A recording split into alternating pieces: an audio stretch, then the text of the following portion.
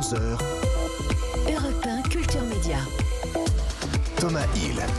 C'est la case la plus compétitive de la télévision française. L'Access Prime Time, diffusé entre 19 et 21h, est depuis des années extrêmement disputé. Séries, talk, jeux, infos, divertissements. Toutes les chaînes investissent fortement sur ce créneau stratégique où environ 20 millions de Français sont postés devant leur écran. Alors, qui sont les gagnants de la rentrée sur cette case? On en parle avec Émilie Lopez.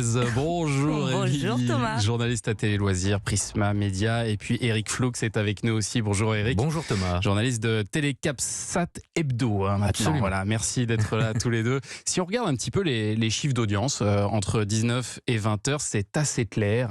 Il y a Nagui et son jeu N'oubliez pas les paroles qui dominent avec plus de 3 millions de téléspectateurs tous les soirs.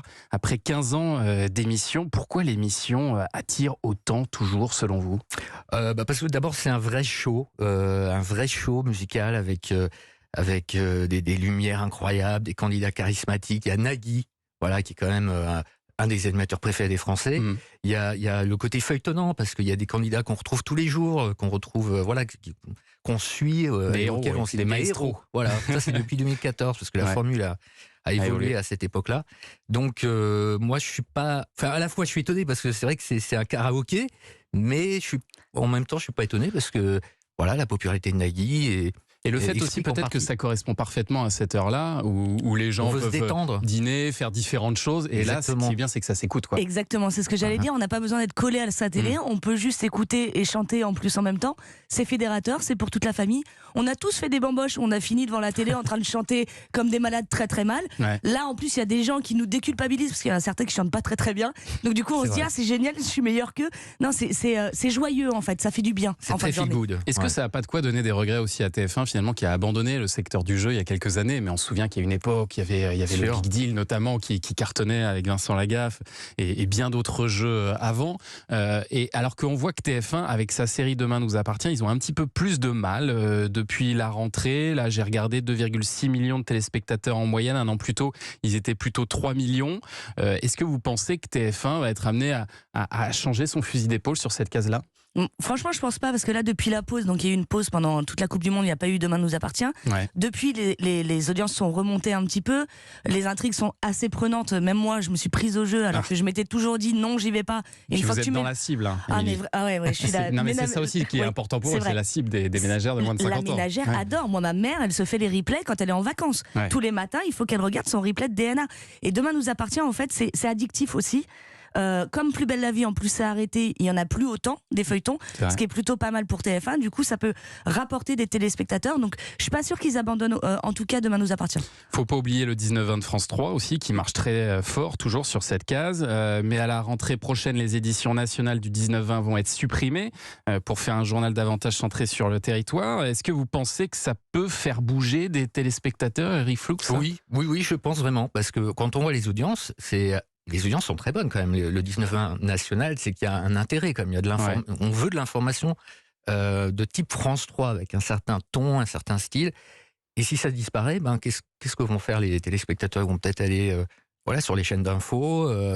Après, il y a une appétence pour le local aussi. Si ça se trouve, ça peut aussi faire progresser les audiences du 19-20. C'est pas envisageable, ça? Peut-être, mais bon, si c'est géré avec la même vista que la suppression de Plus belle la vie, je m'inquiète un peu. Ouais. Après, il faut se souvenir que le trésor de Jean-Pierre Pernaut, s'il faisait des scores de fou, c'était aussi parce qu'il parlait des régions. Ouais. Et il parlait aux gens de leur quotidien. Donc moi, j'y crois en fait. Le côté régional va attirer d'autres personnes. J'y crois beaucoup. Après, il y a des reportages régionaux quand même dans le. Oui, dans bien le sûr, 19-20 bien sûr. Donc, on verra ça à partir de la rentrée, ça ce sera pour septembre.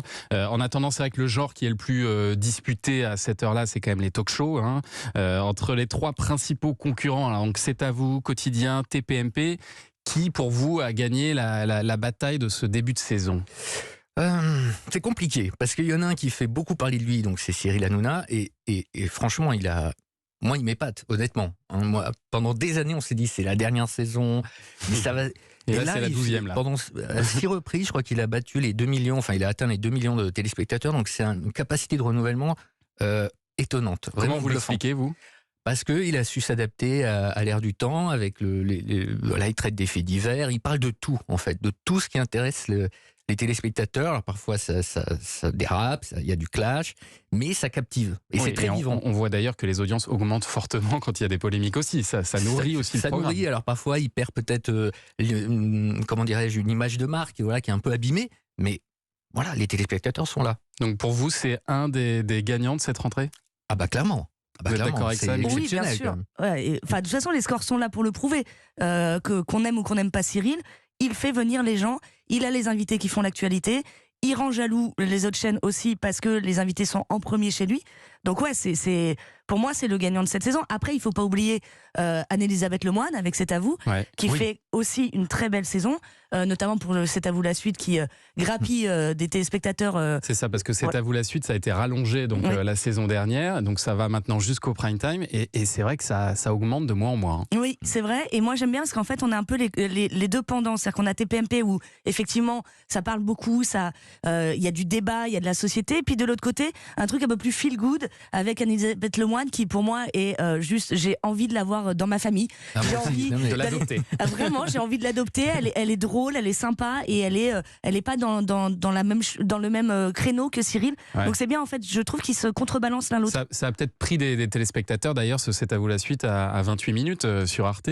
Oui, c'est pas certainement oui. En tout cas, c'est pas le même genre. Et je pense à Bertrand Chameroy, voilà, qui vraiment est la révélation de cette saison. Avec sa rubrique ABC à la fin durant cette partie rallongée. Voilà, mais moi, et en plus ils ont créé une vraie bande de copains, on a envie d'être amis avec eux, un peu comme TPMP à un moment donné, où, voilà, et donc... Et alors quotidien dans tout ça, comment il se situe? J'ai l'impression qu'il se maintient toujours très haut. Il se maintient très haut, il n'y a rien à dire, franchement, c'est un succès. Après on en parle moins, ça fait moins entre guillemets le buzz, j'ai le sentiment, voilà, ça roule tout seul. C'est tout à fait ce que j'allais dire. En fait, ils ont leur socle de téléspectateurs, mais à côté de ça, on n'en entend plus parler. À l'époque, dans les premières années, c'est vrai qu'on se disait toujours, il s'est passé ça sur Quotidien et tout ça. Là, aujourd'hui, on dit il s'est passé ça sur TPMP, mais on dit plus trop il s'est passé ça sur Quotidien. Donc ils ont leur socle. Le navire, il est comme ça, il va tout droit. Ils ont des rendez-vous d'humour qui sont très identifiés aussi, voilà, très marketés. Et qui sont très drôles. Et qui sont très drôles, qui marchent bien. Ouais. Et puis, il faut dire aussi qu'ils ont modifié leur découpage depuis la rentrée. J'imagine que ça vous a pas échappé, ça, Eric? Oui, ça joue. Alors, bon, moi, je suis pas très sensible à ces questions de découpage. C'est-à-dire qu'en fait, ils vont communiquer leur audience sur les dernières minutes. Voilà, sur les 20-25 dernières minutes, comme le fait TPMP depuis quelques temps. Oui.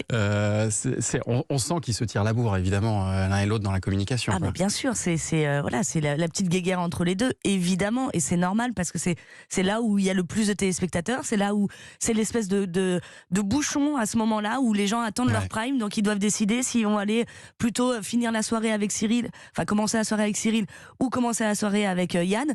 Et oui, c'est normal de communiquer là-dessus parce que c'est là où il y a le plus de gens devant la télé. Donc c'est logique. Donc finalement, l'audience qu'on communique souvent pour que ce soit très clair pour les auditeurs, l'audience de Quotidien et de TPMP, c'est situé entre 20h55 et 21h15. Voilà, donc c'est vraiment les dernières minutes du show, au moment où c'est vrai, il y a quand même pas mal de pubs en face aussi. Voilà, et c'est là où les gens se préparent à regarder leur prime. Voilà. Donc ils sont devant la téloche.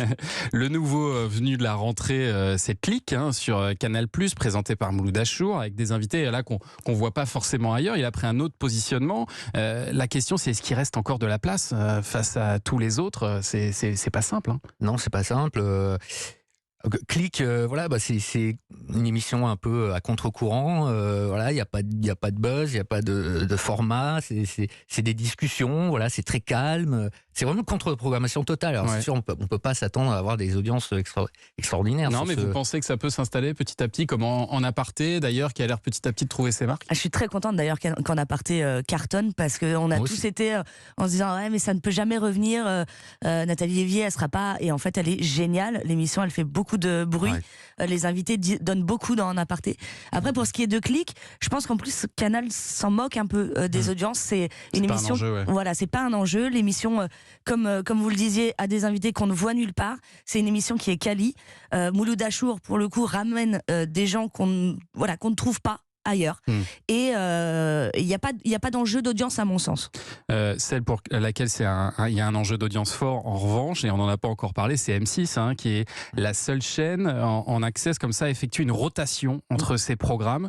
Est-ce que pour vous, c'est une stratégie gagnante, ça? Oui. Oui, quand même, parce que, bon, de toute façon, même, prenons l'exemple de Stéphane Plaza. On peut pas avoir du Stéphane Plaza 365 jours par an, en prime time. Non, c'est, au niveau des tournages, c'est compliqué. Donc là, ils font alterner les marques. Objectif Top Chef.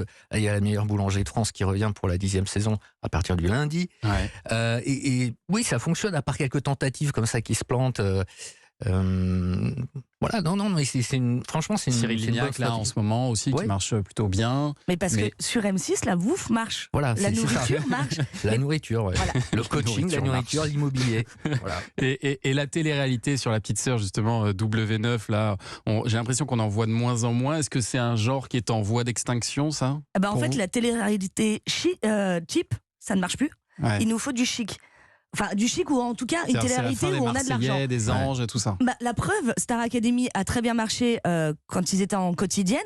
Parce que en fait, on voyait qu'il y avait de l'argent, il y avait des choses, et puis il y avait des candidats qu'on n'avait jamais vus nulle part.